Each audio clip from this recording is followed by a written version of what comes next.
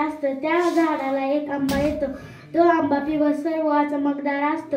एके दिवशी त्या आंब्याने ठरवलं की आपण गावात फिरायला जाऊ. मग तो आंबा गावात फिरायला जातो व पळतो. तिथं एक ससा येतो. तो म्हणतो, अरे आंब्या थांब, मला तुला खायचंय. मग तो आंबा म्हणतो, मी पुढे पुढे पळणार आणि तू मागे मागे पळणार. कसा खाऊ शकशील मला? मग तो आंबा पुढे पळतो आणि ससा त्याच्या माग पळतो. तर तो ससा माग पळतो. तर तो ससा थकून घरी परततो. तो आंबा पुढे पुढे जातो. मग एक मुलगा असतो. तो मुलगा म्हणतो, अरे अरे आंबा थांब, मला तुला खायचंय. तर तो आंबा म्हणतो, तू मला खाऊ शकत नाही. मी पुढे पुढे पळणार आणि तू मागे मागे.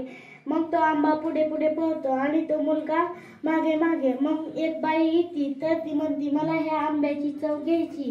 तर मग तो आंबा पुढे पुढे पळतो आणि ती बाई मागे मागे. मग तो आंबा पुढे पळतो आणि ती बाई, तो मुलगा आणि ससा मागे मागे पळतात. मग तो आंबा थकून एका झाडाखाली झोपतो.